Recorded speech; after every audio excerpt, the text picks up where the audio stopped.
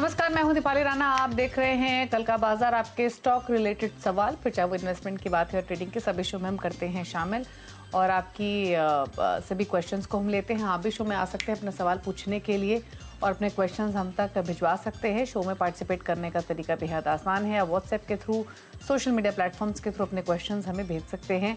7045220000 हमारा WhatsApp number है। इसके अलावा आप फेसबुक, ट्विटर पर ये शो लाइव भी देख सकते हैं और अपने क्वेश्चंस भी पोस्ट कर सकते हैं इस शो पर। और शो के दौरान हम कुछ लाइव क्वेश्चंस पिक भी करते हैं सोशल मीडिया प्लेटफॉर्म से। हमारे साथ है मानसजायसवाल.com के टेक्निकल एनालिस्ट मानस जायसवाल। मानस, नमस्कार, स्वागत है आपका। फटाफट से एक मार्केट का रिकैप लेकर आते हैं, उसके बाद स्ट्रैटेजी समझेंगे वेडनेसडे के सेशन के लिए। कल तो मार्केट बंद है। आज हफ्ते के पहले दिन बाजार में गिरावट रही। सेंसेक्स निफ्टी लाल निशान में बंद हुए। सेंसेक्स 242 अंक गिरकर 67,597 पर बंद हुआ। निफ्टी 59 पॉइंट्स गिरकर 20,133 पर। सबसे ज्यादा बिकवाली mid cap, small cap stocks में रही। फार्मा बैंकिंग स्टॉक्स में भी दबाव देखा गया। वहीं पीएसयू बैंकिंग इंडेक्स रिकॉर्ड ऊंचाई पर बंद हुआ। एफआईएस के नंबर्स देखें तो एफआईएस ने बिकवाली की है 1236 करोड़ की, डीआईएस ने खरीदारी की है 552 करोड़ की। मानस, नमस्कार, बताइए कल के लिए आउटलुक। पहले तो 20,000 के आंकड़े छूने के बाद कंसिस्टेंटली थोड़ा सा लैक लस्टर मूड हम मार्केट का देख रहे हैं। थोड़ा कंसोलिडेशन, थोड़ा प्रॉफिट टेकिंग। अब क्या व्यू है यहाँ से आगे के लिए और वेडनेसडे के लिए क्या स्ट्रैटेजी है? नमस्कार दीपाली जी। तो देखिए, एक छोटी सी प्रॉफिट बुकिंग का दौर देखने को मिला आज, लेकिन कहीं पर भी अभी तक कोई रिवर्सल के साइन चार्ट्स पे तो नहीं दिखते हैं। मेरा समझना है कि एक अच्छी खासी रैली थी, तो शायद एक छोटा सा करेक्शन देखने को मिल सकता है। शायद यहाँ से 50-60 पॉइंट, 100 पॉइंट तक का करेक्शन हमें देखने को मिल सकता है। लेकिन अगर हम लोअर लेवल पे एक रेंज की बात करें तो 20,050 से लेकर 20,000, वहां पर आपको मल्टीपल सपोर्ट दिखते हैं। तो मेरे को नहीं लगता कि शायद ये निफ्टी 20,000 के नीचे भी जाएगा। बट अगर कोई ऐसा करेक्शन देखने को मिले तो वो एक बढ़िया बाइंग अपॉर्चुनिटी रहेगी, क्योंकि जो ब्रेकआउट हमने अभी कुछ हफ्ते पहले देखा है उसके टारगेट 20,375 के आसपास आते हैं, तो वही टारगेट अभी भी मेंटेन है। गिरावट पे खरीदारी करने की राय रहेगी। 19,950 रुपए के नीचे आपको स्टॉप लॉस लगाना है, तो पोजिशनल बेसिस पे गिरावट पे खरीदारी करिए। बैंक निफ्टी में भी अगर आप देखेंगे तो एक छोटा सा करेक्शन यहाँ पर भी देखने को मिला। शायद करेक्शन में आपको 100-150 पॉइंट का इजाफा होते हुए और देखिए शायद थोड़ा और करेक्शन देखने को मिले। लेकिन अगर लोअर लेवल पे देखेंगे तो 45,500 पे बहुत ही स्ट्रांग सपोर्ट है बैंक निफ्टी में भी, और यहाँ पर भी गिरावट पे खरीदारी करने की ही राय रहेगी। मेरा समझना है कि जल्द ये 46,200 के ऊपर निकल के 46,900, 46,900 की तरफ जाने की कोशिश करेगा। ओके, तो ये रही आपके लिए इंडेक्स पर राय और एक आउटलुक, ताकि अगर आप इंडेक्स में ट्रेडर हैं तो इन लेवल्स को ध्यान में रखें। चलिए, बिना देरी के क्वेश्चंस को लेते हैं। हम निरंजन नई दिल्ली से हमारे साथ कनेक्टेड है। निरंजन जी, नमस्कार, बताइए क्या सवाल है आपका? हाँ नमस्ते मैम। हाँ नमस्ते मैम। पूछिए सवाल अपना। हाँ, मेरे पास IRFC के अप्रोक्सीमेट 27 रुपए के रेट से 2,000 शेयर और इरकॉन के 1,000 शेयर है 48 रुपए के एवरेज। तो अभी क्या करें? 48 के एवरेज है इरकॉन में, 26 रुपए की बाइंग IRFC। एक चीज और बताइए, आपकी एंट्री तो काफी अच्छी है IRFC में। अब ये इन्वेस्टमेंट का व्यू लेके चल रहे हैं यहाँ से, या क्या व्यू है आपका? इन्वेस्टमेंट का व्यू।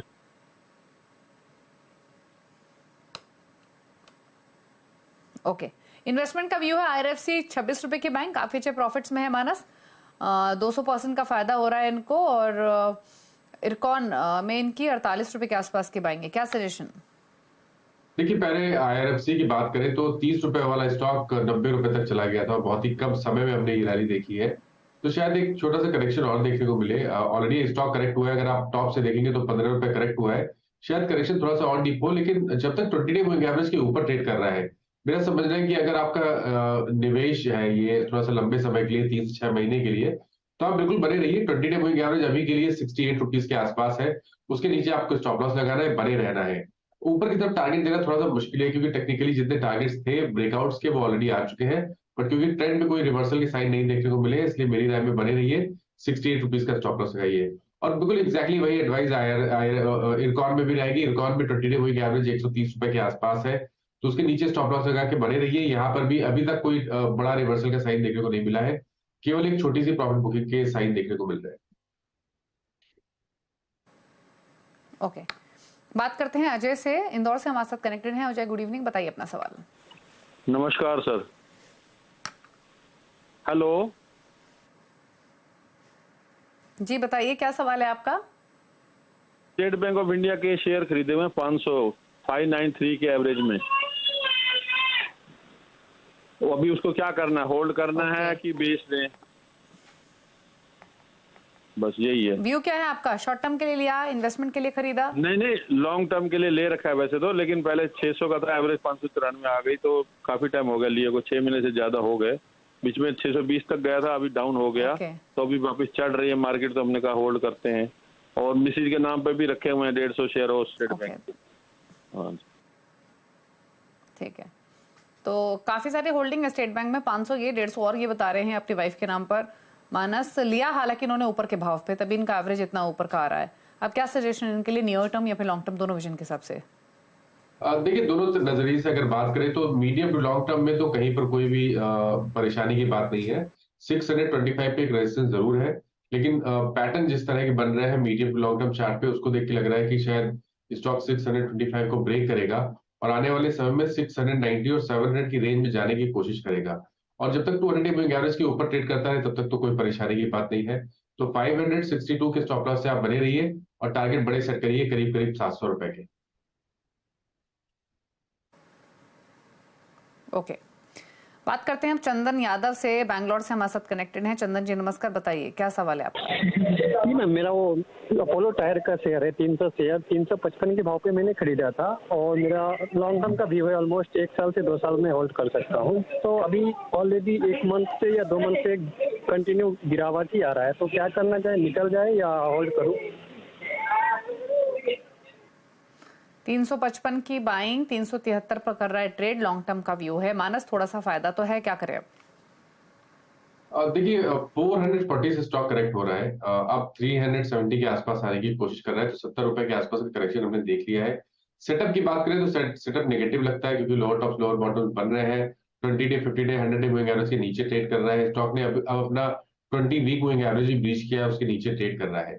लेकिन एक होप है 360 355 की रेंज में, जहां पर 200 डे मूविंग एवरेज आता है। और मेरा समझना है कि जैसे इन्होंने बताया कि अभी 1 से 2 साल होल्ड कर सकते हैं, तो एक बार चांस लेना चाहिए। 355 के स्टॉप लॉस से आप बने रहिए। अगर वहां पर सपोर्ट लिया तब आपको एक नया मूव जरूर देखने को मिलेगा, जिसमें शायद 440 के लेवल्स वापस देखने को मिल सकते हैं। इसलिए बने रहिए, 355 का स्टॉप लॉस लगाइए। ठीक है, बात करते हैं अब अंकित से, लखनऊ से हमारे साथ मौजूद है। अंकित नमस्कार, पूछिए सवाल। जी नमस्कार मैम, मैं मेरा जो है डीवी रियल्टी का शेयर है 125 रुपए के भाव पे 38 शेयर हैं, और इंडिया बुल्स हाउसिंग 130 शेयर है 190 के भाव पे, और यस बैंक है मेरे पास जो है 2860 शेयर हैं 21 रुपए 70 पैसे के भाव पे, जो कि काफी पहले से मेरा होल्डिंग है और मैंने एवरेज करके इस रेट पे लाया हूँ। ठीक है, और अभी होराइजन क्या है आपका? लॉन्ग टर्म व्यू है। ओके, लॉन्ग टर्म का व्यू है, क्या सजेशन मानस? दोनों ही स्टॉक्स में, dB realty 126, IB housing finance 190। देखिए, डीबी रियल्टी में एक बड़ा सा राउंडिंग बॉटम बना है और पैटर्न पॉजिटिव लगता है। डेली चार्ट पे फ्लैग पैटर्न का ब्रेकआउट है, वीकली चार्ट पे ऑलरेडी हमने ब्रेकआउट देख लिया है, जिसके टारगेट 250 रुपए के आसपास के आते हैं। लेकिन ये टारगेट में आपको शायद वोलेटिलिटी देखने को मिल सकती है, तो थोड़ा सा डीप स्टॉप लॉस लगाना है पोजीशन के हिसाब से। 125 रुपए के नीचे आपको स्टॉप लॉस लगाना है, लेकिन टारगेट आपको 250 रुपए के आसपास के सेट करने हैं। तो स्ट्रक्चर पॉजिटिव है, इसलिए बने रहने की सलाह रहेगी। इंडिया बुल हाउसिंग फाइनेंस में भी बने रही है। देखिए, काफी समय के बाद स्टॉक अपने 100 वीक मूविंग एवरेज के ऊपर निकला है। वीकली चार्ट पे ट्रेंड बेहतरीन है, हाई टॉप हायर बॉटम बन रहे हैं, और मेरा समझना है कि ये रैली कम से कम 250 रुपए तक जा सकती है। इसलिए बने रहिए, 154 का स्टॉप लॉस लगाइए। ओके, ठीक है, तो होल्ड करने की सलाह है और आपको स्टॉप लॉस भी रेकमेंड किए गए हैं। बात करते हैं हम दिनेश कुमार झा से, दिल्ली से हमारे साथ कनेक्टेड हैं। दिनेश जी बताइए क्या सवाल है आपका? नमस्कार मैम। हेलो, बताइए क्या, कौन सा स्टॉक लिया हुआ है आपने? हाँ जी मैम, मेरे पास बीएससी के शेयर है 1600 पे मैंने लिया था, बाद में मैंने बुकिंग कर लिया है। तो क्या इसमें लॉन्ग टर्म व्यू है अभी री इंटर करने का? और एक शेयर और मैम इन्फीबीम, ये मेरे पास 15 का है, क्या इसमें लॉन्ग टर्म हम और ऐड कर सकते हैं? इन्फीबीम लेना चाहते हैं लॉन्ग टर्म के लिए, और बीएससी ऑलरेडी लिया हुआ है 1309 के भाव पे। इन्फीबीम ऑलरेडी है या नई इन्वेस्टमेंट करना चाहते हैं? पुरानी भी है और ऐड भी करना चाहता हूँ और मैं ना इसमें। और लिया हुआ किस भाव पे आपने? 600 के भाव पे बीएससी लिया था। किस भाव पे बताया आपने? 600 के भाव में मैडम, 600। और कितनी होल्डिंग है? 1000 शेयर की। 1000 शेयर्स हैं आपके पास और अभी भी आप होल्ड कर रहे हैं 600 की बाइंग? बीएससी की होल्ड कर रहा हूँ मैडम, और इन्फीबीम का जो है तो 15 रुपए पे होल्ड कर रहा हूँ, 5000 शेयर। ओके, थैंकफुली आपकी 13 रुपए की बाइंग है इन्फीबीम में और बीएससी आपने बताया 1309। चलिए मानस, इन्फीबीम और ऐड करने का सोच रहे हैं, 17 रुपए पर आ चुका है, शायद इसलिए इनके भाव से थोड़ा ऊपर है। मुझे लगा शायद इन्होंने काफी हायर प्राइस पर इन्फीबीम ले लिया है, बट एनी विच वेज इनको तो फिलहाल फायदे में ही है। निकल जाएं या और ऐड करें इन्फीबीम को? देखिए बीएससी की अगर बात करिए तो बीएससी में का ट्रेंड अभी भी बहुत पॉजिटिव लगता है। ऑलरेडी स्टॉक ने ब्रेकआउट दिया है जिसके टारगेट 1550 रुपए के आसपास आते हैं। 5-6 दिनों में करेक्शन देखने को मिला है, लेकिन जो वीकली चार्ट है वो बहुत ही स्ट्रांग लग रहा है। आई थिंक कभी भी कोई करेक्शन मिले तो यहाँ पर स्टॉक को और अक्यूमुलेट करना चाहिए। अगर हम एक स्टॉप लॉस सजेस्ट करें तो वो स्टॉप लॉस रहेगा करीब 1020 के आसपास। स्टॉप लॉस लगा के आप बने रहिए या गिरावट पे और खरीदारी करिए और टारगेट 1550 रुपए के सेट करिए। इन्फीबीम की जहां तक बात है, देखिए यहाँ पर डेफिनेटली रिवर्सल देखने को मिला है। 100 वीक और 200 वीक मूविंग एवरेज के ऊपर निकला है, पैटर्न पॉजिटिव लगता है और शायद आपको यहाँ पर 22 से 25 रुपए तक के भाव देखने को मिलेंगे। तो यहाँ पर भी आप अपनी पोजीशन में बने रह सकते हैं, लेकिन 15 रुपए का स्टॉप लॉस जरूर लगाइए। एक वोलेटाइल स्टॉक है, थोड़ा कॉशियस रहकर ट्रेड करिएगा, लेकिन 15 रुपए का स्टॉप लॉस जरूर लगाइए। ओके, तो ये राय रही आपके लिए दोनों स्टॉक्स पर। शिवाजी हमारे साथ मौजूद हैं मुंबई से। शिवाजी नमस्कार, बताइए क्या सवाल है आपका?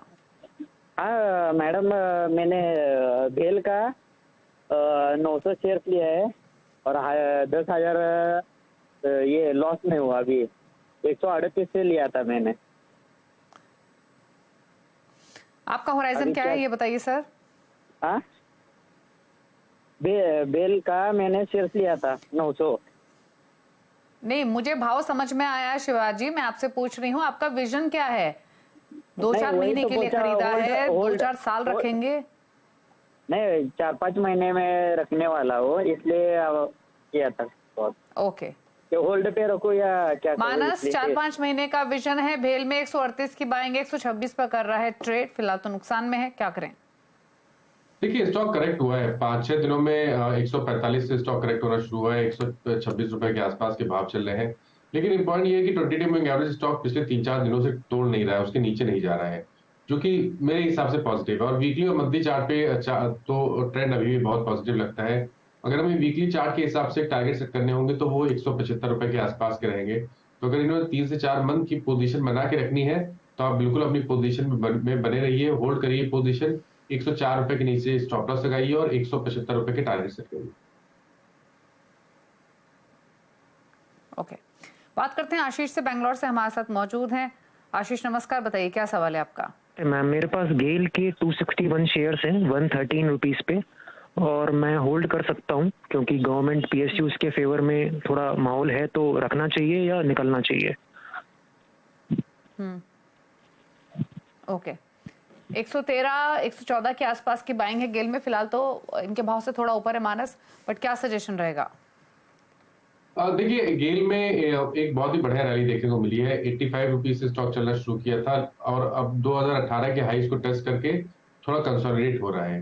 ट्रेंड पॉजिटिव लगता है, आई थिंक चांस लेना चाहिए। 114 रुपए के स्टॉप लॉस से आप बने रहिए, क्योंकि अगर ये एक बार 2018 के हाईज के ऊपर निकलेगा, 130-132 के लेवल्स को ब्रीच कर जाएगा, तब आपको एक नया मूव देखने को मिलेगा गेल में, जिसमें आपको 155 से 160 तक के भाव बहुत ही जल्द देखने को मिल सकते हैं। इसलिए बने रहने की कोशिश करिए, पोजीशन में बने रहिए। 114 रुपए का स्टॉप लॉस लगाइए। ओके, चलिए 114 के स्टॉप लॉस के साथ होल्ड करने की सलाह है आपके लिए, आप बने रहिए अपनी इस पोजीशन में। चलिए बात करते हैं अब कुछ और कॉलर्स से। राजेंद्र व्यास मुंबई से हमारे साथ मौजूद हैं। राजेंद्र जी नमस्कार, बताइए अपना सवाल। हाँ नमस्कार मैडम, मेरे पास कैस्ट्रोल इंडिया के 50 शेयर हैं 186 के भाव से, और IRCTC है 60 शेयर 385 के रेट से। तो मुझे क्या करना चाहिए? मैं वेट कर सकता हूँ 1 साल तक? ओके, साल भर रख सकते हैं। कैस्ट्रॉल 186, IRCTC 385, क्या सजेशन? देखिए कैस्ट्रॉल की बात करिए तो यहाँ पर मीडियम चार्ट पे एक रिवर्सल देखने को मिला है, क्योंकि पहले तो हमें लोअर टॉप लोअर बॉटम दिख रहे थे, लेकिन अब 100 रुपए के आसपास स्टॉक ने बेस बनाया है, वहां पर रिकवरी देखने को मिली है और ट्रेंड रिवर्सल हुआ है। अब stock higher top higher bottom बना रहा है। तो अगर 1 साल का टाइम फ्रेम इनके पास है तो आप बने रहिए, पोजीशन को होल्ड करिए। 190-95 के टारगेट के लिए आप अपनी पोजीशन में बने रहिए। स्टॉप लॉस आपको 125 रुपए के नीचे लगाना पड़ेगा। IRCTC में भी ट्रेंड पॉजिटिव है, हालांकि हाई लेवल पे प्रॉफिट बुकिंग, अच्छी खासी प्रॉफिट बुकिंग पिछले 5-6 दिनों में देखने को मिली है, लेकिन स्टॉक अभी भी अपने 20 डे मूविंग एवरेज के ऊपर ट्रेड कर रहा है। और अगर 1 साल का टाइम फ्रेम आपके पास है तो 650 का स्टॉप लॉस लगाइए, पोजीशन को होल्ड करिए। आई थिंक स्टॉक एक बार 710 720 के लेवल्स को ब्रीच करेगा, उसके ऊपर निकलेगा तो आपको 820 से 850 तक के स्तर देखने को मिल जाएंगे। तो यहाँ पर भी होल्ड करने की सलाह रहेगी 650 के स्टॉप लॉस। होल्ड करने की सलाह है। दोनों स्टॉक स्टॉप लॉस आपको सजेस्ट किए गए हैं। अरुण परीख मुंबई से हमारे साथ कनेक्टेड है। अरुण जी नमस्कार, बताइए अपना सवाल। नमस्कार मैम, मेरे पास में सेल के 2800 क्वांटिटी शेयर है एट द रेट ऑफ 137 और मेरा 1 ईयर का व्यू है, तो मुझे क्या करना चाहिए एक बार मुझे बताएं। 1 ईयर का व्यू है, 137 की बाइंग है। नुकसान तो है, 40 रुपए का नुकसान काफी होता है मानस, 137 रुपए के स्टॉक में और क्वांटिटी पे 2800 स्टॉक्स हैं। अब क्या करें ये? देखिए 137 की बाइंग है, उसके बाद इन्होंने बहुत पहले की बाइंग है और उसके बाद इन्होंने 66 के लोज भी देखे हैं। अगर हम सेल के पैटर्न की बात करें, जितने मेटल क्षेत्र के स्टॉक है वहां पर जो medium to long term chart है वो काफी बेहतरीन लगने लगे हैं अब, और सेल में भी रिवर्सल के साइन देखने को मिले हैं। और आप उम्मीद कर सकते हैं कि सबसे पहले तो आपको 115-120 की रेंज देखने को मिलेगी। अभी 137 की बात करना थोड़ा मुश्किल है, लेकिन क्योंकि ट्रेंड पॉजिटिव है मेरे हिसाब से यहाँ पर आप अपनी पोजीशन होल्ड कर सकते हैं। 89 रुपीज का स्टॉप लॉस लगाइए और सबसे पहले 115-120 की रेंज देखेंगे। अगर वहां पर सस्टेन करेगा तो फिर आपको नेक्स्ट मूव में 140 के भाव भी देखने को मिल जाएंगे। तो सेल में बने रहिए, स्टॉप लॉस लगाइए 89 रुपीज के नीचे। ओके, चलिए सजेशन आपके लिए सेल पर। रुकने के साथ एक ब्रेक के लिए, ब्रेक के उस पर सोशल मीडिया से करेंगे क्वेश्चंस को पिक। मानस हमारे साथ बने हुए हैं, जल्द वापस आते हैं। आप देख रहे हैं कल का बाजार, मानस जसवाल हमारे साथ कनेक्टेड हैं। अब लेते हैं क्वेश्चन सोशल मीडिया से और सबसे पहले रुक कर लेते हैं ट्विटर की तरफ। जो क्वेरीज हमें मिल रही हैं उन पर मानस के क्विकली कमेंट्स ले लेते हैं। एक सवाल हमें भेज रहे हैं कविता भेजिए, रेलिगेयर होल्डिंग पर सवाल है। 205 के भाव पर 100 शेयर्स खरीदे हुए हैं, 290-350 के लाइकली टारगेट्स पॉसिबल हैं या नहीं लॉन्ग टर्म में? रेलिगेयर की बात की आपने दीपाली जी, राइट? रेलिगेयर जी, तो देखिए ट्रेंड यहाँ पर अभी भी पॉजिटिव बना हुआ है। ब्रेकआउट हमने वीकली चार्ट पे ऑलरेडी देखा हुआ है। 230 के स्टॉप लॉस से बने रह सकते हैं। ऊपर की तरफ 300 रुपए की टारगेट आपको सकते हैं। जितेंद्र पुरोहित एक सवाल भेज रहे हैं, धनलक्ष्मी बैंक पर 23 रुपए की बाइंग है, 3600 स्टॉक्स है। बैंक ऑफ महाराष्ट्र 39 रुपए की बाइंग है, 4000 शेयर्स है। तो Dhanlaxmi bank 23, bank of Maharashtra 39। तो देखिए धनलक्ष्मी बैंक में भी बने रहिए। एक राउंडिंग बॉटम बना है जिसका ब्रेकआउट हमने ऑलरेडी देख लिया है। 24 के स्टॉप लॉस से आप बने रह सकते हैं। 40 रुपीज के आपको टारगेट सेट करने हैं। महाराष्ट्र बैंक ऑफ महाराष्ट्र की अगर बात करें तो यहाँ पर भी ट्रेंड बहुत पॉजिटिव लगता है। Higher top higher bottom chart पे क्लियरली दिख रहे हैं। अब जो नया नेक्स्ट टारगेट होगा वो 55 रुपए के आसपास रहेगा। 41 का आपको स्टॉप लॉस लगाना है। विकास एक सवाल भेजे, पावर ग्रिड पर 500 शेयर्स खरीदे हुए हैं 194 के भाव पर, ट्रेडिंग व्यू चाहिए इनको। तो ट्रेडिंग के हिसाब से आज हमें फ्रेश ब्रेकआउट देखने को मिला है पावर ग्रिड पे। तो करंट लेवल्स पे भी आप बने रहिए। 194 का स्टॉप लॉस लगाइए, 210 के टारगेट सेट करिए। ओके, 210 के टारगेट्स के लिए होल्ड कर सकते हैं। अमित मोगा एक सवाल भेज रहे हैं, डेटा पैटर्न्स 2480 की बाइंग है, 100 शेयर्स हैं और एवरेज भी करना चाहते हैं। इन्हीं लेवल्स पर एवरेज करें क्या? डेटा पैटर्न्स नहीं, मैं समझता हूँ कि एवरेज नहीं करना चाहिए। वेट करिए क्योंकि 20 डे मूविंग एवरेज के नीचे ट्रेड कर रहा है। 90-50 का स्टॉप लॉस जरूर लगाइए। उसके नीचे जाए तो आपको अपनी पोजीशन से निकलना पड़ेगा। और अब फ्रेश खरीदारी केवल 2200 रुपए के ऊपर करेंगे। ओके, 2200 के ऊपर ही बाइंग करनी है, इन लेवल्स पे एंट्री नहीं लेनी है। एग्जिस्टिंग पोजीशन को स्टॉप लॉस के साथ होल्ड कर सकते हैं। 2074 पर आज ही हुआ बंद। चलिए सवाल इतने लेंगे। शुक्रिया मानस शो में आने के लिए और सभी क्वेरीज पर अपनी राय शेयर करने के लिए थैंक यू सो मच। इसी के साथ इस शो में तो इतना ही। ब्रेक के उस पार भी खबरें जारी है CNBC आवाज पर। नमस्कार।